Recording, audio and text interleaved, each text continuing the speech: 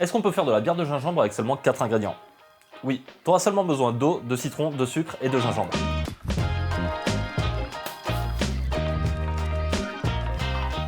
Ginger beer à ne pas confondre avec le ginger ale, qui lui n'est pas alcoolisé, c'est un soda de gingembre. Ginger beer, il y a une fermentation et tout commence avec la préparation d'un levain.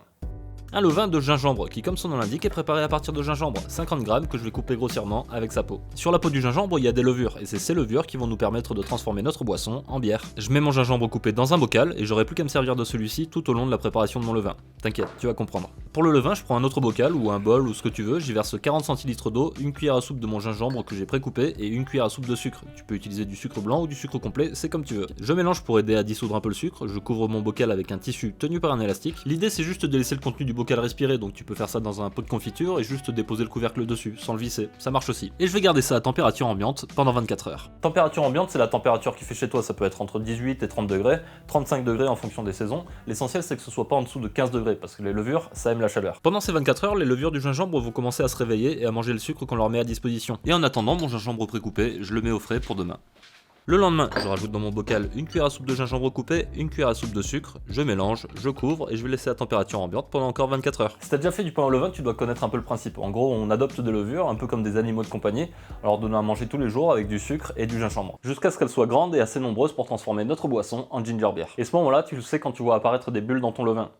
Ici. Ça peut prendre entre 3 et 7 jours en fonction de la température ambiante qu'il fait chez toi. Plus il fait chaud, plus les levures seront actives. Une fois que j'ai des bulles, c'est le moment de me servir de mon levain. Je le passe à travers une passoire pour récupérer le précieux liquide et je conserve aussi mon vieux gingembre, on va s'en servir plus tard. Le levain de gingembre, c'est fou. Là par exemple, j'en mets un peu au fond d'une bouteille et je la remplis avec du jus de pomme. Ici je fais pareil, je mets un peu de levain de gingembre au fond de la bouteille et cette fois je mets du thé glacé sucré, une infusion de thé avec un peu de sucre. Je ferme et je laisse à température ambiante. Tu vas voir. Maintenant pour la bière de gingembre, je vais devoir faire une infusion de gingembre. Dans une casserole, je verse 1 litre d'eau, 40 g de gingembre frais grossièrement coupé, 200 g de sucre et je porte à ébullition pendant 15 minutes. Là en gros je fais une infusion sucrée de gingembre, c'est notre future bière. Mais à cette étape là tu peux totalement remplacer le gingembre par ce que tu veux. Si tu veux faire une bière à la lavande ou au fenouil, tu peux remplacer le gingembre totalement par le fenouil ou la lavande. Je coupe le feu, je filtre mon infusion avec une passoire, je rajoute 1 litre d'eau froide et j'attends jusqu'à ce que ce soit totalement revenu à température ambiante. Une fois revenu à température ambiante, je rajoute le jus de 2 citrons et 100 ml de mon levain de gingembre. Je mets en bouteille. Ok, là ce qu'on est en train de faire, ça va produire énormément de gaz. Il faut faire attention à utiliser des bouteilles en verre solide. Il y a des bouteilles à fermeture mécanique, comme celle-là, qui sont juste décoratives et qui sont pas faites pour supporter une forte pression. En gros, si tu utilises une bouteille avec des formes un peu originales et une fermeture mécanique, il faudra faire particulièrement attention et relâcher la pression le plus régulièrement possible. D'ailleurs, il y a une technique pour vraiment être tranquille qui consiste à enfiler ces bouteilles dans des chaussettes. Au moins, si elles explosent, ça limitera les dégâts. Personnellement, j'ai jamais fait exploser de bouteille. Si on suit les quelques règles de sécurité, à savoir utiliser des bouteilles en verre solide et relâcher la pression régulièrement, il n'y aura pas de problème. Donc je mets ma future bière de gingembre en bouteille, je ferme et je vais laisser ça à température ambiante pendant 24 heures. Pour nos petites levures de compagnie, si tu veux les garder, tu verses 40 centilitres d'eau dans un bocal, comme au début, tu ajoutes la moitié de ton vieux gingembre, une cuillère à soupe de gingembre frais coupé et une cuillère à soupe de sucre. Et t'as compris le principe, si tu veux les garder, il faudra les nourrir tous les jours. Mais vu qu'on a déjà des levures matures dans notre levain, tu pourras enchaîner sur une prochaine fournée assez rapidement, sans avoir à attendre autant que la première fois. Au bout de 24 heures, je relâche la pression dans mes bouteilles. Ça, c'est la bière de gingembre. Ça, c'est le jus de pomme qui produit déjà beaucoup de gaz. Normal, le jus de pomme c'est hyper sucré donc les levures se régalent. Et ça, c'est mon thé glacé pétillant. On va ouvrir la bouteille au moins une fois par jour pour relâcher la pression.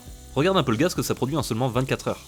Donc tu l'as compris, les levures ça mange le sucre, plus la fermentation est longue, moins la boisson sera sucrée. Mais plus la fermentation est longue, plus la boisson sera alcoolisée, avec un plafond autour de 8 degrés. Là c'est à toi de goûter, de décider quand la boisson est prête, quand elle te plaît. Moi personnellement j'aime bien quand c'est encore un peu sucré, je trouve qu'une fermentation d'une semaine, c'est parfait. Encore une fois ça dépend aussi de la température ambiante qu'il fait chez toi. Au bout de quelques jours, à relâcher la pression tous les jours, on goûte, si le niveau de sucre te plaît, tu mets au frais. Quand on met les bouteilles au frais, ça ralentit la fermentation, donc ça ralentit la production de gaz, mais ça l'arrête pas complètement, donc il faudra quand même checker la pression dans les bouteilles assez régulièrement. Et une fois que c'est bien frais, tu peux servir. On se voit dans la prochaine vidéo. Santé!